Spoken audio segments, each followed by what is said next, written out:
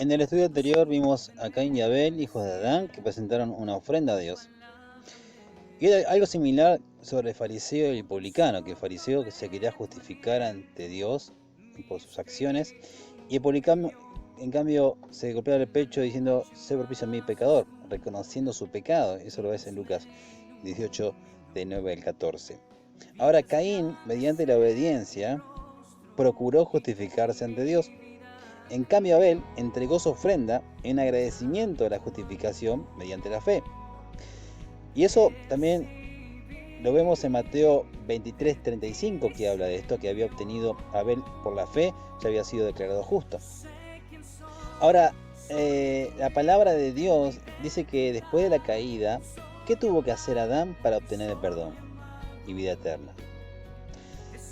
Vemos que la obediencia es lo que el Señor pide. El camino. En el Antiguo Testamento, el camino era en Levíticos 17:11, que dice: porque la vida, la carne, la sangre está, y yo le he dado para hacer expiación, borrar, quitar el pecado sobre el altar, y por vuestras almas y la misma sangre hará expiación de la persona.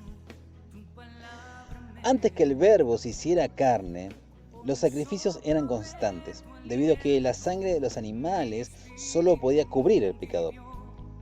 El sacerdote mataba al animal y la sangre de ese animal cubría el pecado del pecador. Y al estar la vida en la sangre, y al haber vida mientras hay sangre, Dios estableció que la sangre del sacrificio fuera derramada sobre el altar para indicar que la vida de la víctima sacrificada se ofrecía a Dios en lugar de la vida del pecador. Entonces la víctima, el animal, era en lugar del pecador. La palabra de Dios dice que sin derramamiento de sangre no hay perdón de pecados. Dios quería preservar por este medio el lugar de aquel modo de la expiación que Él había instituido. Pero ahora esta es la razón que ya tiene más lugar, la cual indica que la ley era ceremonial. Y hoy en día ya no está vigente hoy en día. Ahora la pregunta es: ¿vos poseés vida eterna? La palabra de Dios dice en Hebreos 9:12: ya no con sangre de machos cabríos y de becerros, sino por la propia sangre que entró Jesús una vez y para siempre en el lugar santísimo, habiendo tenido vida eterna. Ahora hemos sido declarados justos como resultado de la fe. Ahora nos gozamos en la paz con Dios por medio de Jesucristo.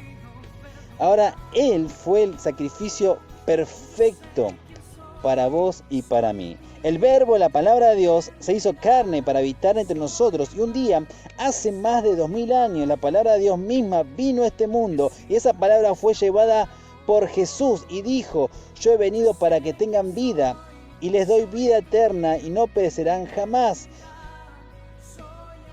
La palabra de Dios dice, por último: mirad a mí y sed salvos, y a mí se doblará toda rodilla y juzgará Dios toda lengua.